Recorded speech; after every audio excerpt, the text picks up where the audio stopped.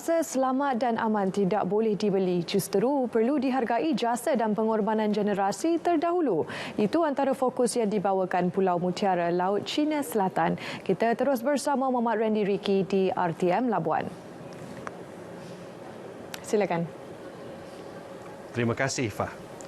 Rasa yakin dan selamat berada di negara sendiri, suatu jaminan yang dirasai generasi negara kini. Ia disorakan rakyat sekaligus bersyukur dan tidak pernah lupa menghayati sejarah penubuhan Persekutuan Malaysia yang membawa makna yang lebih besar kepada negara. Malah, keharmonian rakyat berbilang kaum dan budaya serta hidup bersatu padu menjadikan negara ini sebuah negara yang unik serta tinggal dengan aman, damai dan makmur. Keamanan dan pembangunan negara yang dikecapi hari ini ternyata hasil pengorbanan, sumbangan dan jasa generasi terdahulu. Mereka bukan sekadar berjuang mengekalkan kedaulatan negara, malah mengangkat martabat dan maruah bangsa. Penduduk Labuan bersyukur dengan nikmat pembangunan ekonomi, selain rasa selamat berada di negara tercinta ini. Selamat menyambut Hari Malaysia kepada semua warga Malaysia. Dengan keamanan yang ada sekarang ini, kami dari Dewan-Dewan Perniagaan Labuan akan menguruskan pembangunan ekonomi Labuan dan Malaysia. Selamat Hari Malaysia. Saya harap lagi banyak berkat baru untuk membangunkan sukan Malaysia. Selamat Hari Malaysia. Kami bersyukur Malaysia aman, sejahtera dan kami senang berniaga juga dan semoga keamanan ini berkekalan hingga bila-bila dan selamat Hari Malaysia. Dengan tema Malaysia Prihatin, ia mengukuhkan lagi perpaduan dan keharmonian antara kaum dan menyerlah kebertanggungjawab kepimpinan negara dalam menjaga kebajikan rakyat. Sinergi Labuan FM, ziarah kasih pesara tentera. Jabatan Penyiaran Labuan turut tidak ketinggalan mengisi sambutan Hari Malaysia dengan penganjuran program tersebut.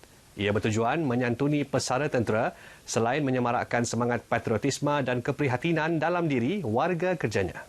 Jelas Timbalan Pengarah Jabatan Penyiaran Labuan, Fauziah Muhammad Siddiq berkata, program kali ini menumpukan ziarah kepada 5 pesara tentera yang kini terlantar sakit. Kita teruskan setelah tertunda disebabkan PKP. Kita ambil inisiatif sebenar sambutan Hari Malaysia. Kita mengenang jasa pejuang-pejuang dalam Angkatan Tentera Malaysia kita lah. Kita sebenarnya ada banyak program sinergi bentuk CSR yang kita pilih, tapi ini bersebenar khas sebenar Hari Malaysia ini kita pilih maknanya mengingati jasa-jasa kepahlawanan kita lah. Dalam program berkenaan, beliau turut menyampaikan sumbangan bantuan dan cendera hati kepada semua pesara yang diziarahi. Tambah Fauziah, program berkenaan merupakan program di lokasi yang membawa warga kerja Labuan FM untuk melaksanakan tanggungjawab sosial terhadap masyarakat. Ziarah kasih ini disertai 20 orang dalam kalangan warga RTM Labuan bersama Persatuan Veteran Angkatan Tentera Malaysia PVATM dan Persatuan Veteran Tentera Laut Diraja Malaysia PVTLDM Labuan. Kebebasan bersuara bukan platform untuk mencetus isu atau provokasi yang menyentuh sensitiviti. Pengarah Majlis Keselamatan Negara MKN Labuan, Nur Zaliza Kartika Abdullah berkata, demi menjaga keharmonian negara, setiap individu perlu mempunyai kesedaran dan peka dalam menggunakan hak itu agar lebih bertanggungjawab, khususnya dalam arus globalisasi digital. Semua maklumat di hujung jari. Kita melihat perkara ini perlu datang daripada diri kita sendiri. Bagaimana untuk kita menilai sesuatu perkara itu sebelum kita mengeluarkan pendapat, sebelum kita memberikan pandangan berdasarkan kepada penilaian kita sendiri yang mana ianya mungkin boleh menyentuh sensitiviti, boleh mengganggu gugat keamanan negara, boleh mencemarkan maruah negara. Beliau berkata demikian selepas menjadi tetamu dalam segmen eksklusif bersama di Labuan FM. Tambahnya, selaras Jubli Emas Rukun Negara dan sambutan Hari Malaysia, setiap individu perlu memperkukuh penghayatan ke atas dasar dekri diraja itu demi mencapai penyatuan nasional. 2 keluarga asnaf menarik nafas lega setelah permohonan bantuan kesihatan di Majlis Agama Islam Wilayah Persekutuan Mawib Labuan diluluskan. Timbalan pengurus operasinya, Muhammad Razalih Matusin berkata, Mawib Labuan mengagih kira-kira RM10,000 kepada 2 keluarga berkenaan untuk pembelian peralatan kesihatan. Satu di Sungai Berdaun yang mana 9 isteri mendapat bantuan berupa susu dan pampers, yang mana peserta tersebut mengidap penyakit kanser hidung. Isteri suami manakala isteri mengidap penyakit darah tinggi, kecil manis dan kolesterol. Yang kedua ni kepada adik Aiman, yang mana adik Aiman ni mengidap penyakit masalah pernafasan, yang mana kahak beliau ni menghadapi masalah lah. Beliau ditemui pemberita selepas menyampaikan bantuan kepada kedua-dua keluarga berkenaan di kediaman masing-masing. Penerima bantuan Salinah Sahari menyatakan bahawa kedua-dua ibu bapanya, Tiara Sidop 61 tahun dan Sahari Sulaiman 67 tahun, tidak berupaya untuk berdiri selain menghidap beberapa penyakit lain.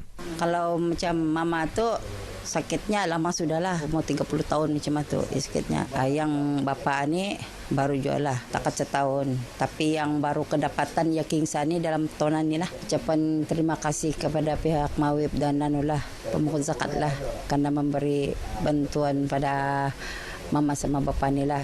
Manakala Haniah Andi, 34 tahun, ibu kepada Muhammad Aiman Muhammad Aswad berumur 8 tahun, turut berkongsi bahawa anaknya disahkan menghidap cerebral palsy dan skoliosis sejak lahir yang menyebabkan pembesaran di bahagian kepala. Waktu lahir dalam kandungan memang doktor sudah detek ya ada masalah, tapi satu kembar meninggal dalam perut. Jadi sama-sama dilahirkan. Penyakit dia sebenarnya yang kepala membesar tu. And then dia ada masalah paru-paru lah. Terima kasih pada Baitul Mal. Semualah yang membantu saya dalam susah dan senang. Saya bersyukur sangat. Dengan itu, sekian paparan berita wilayah dari Labuan. Terus patuhi SOP dan PKPP. Selamat menyambut Hari Malaysia daripada seluruh kaki tangan RTM Labuan. Kembali semula ke Angkasa Puri. Silakan Ifah. Baik, terima kasih Randy.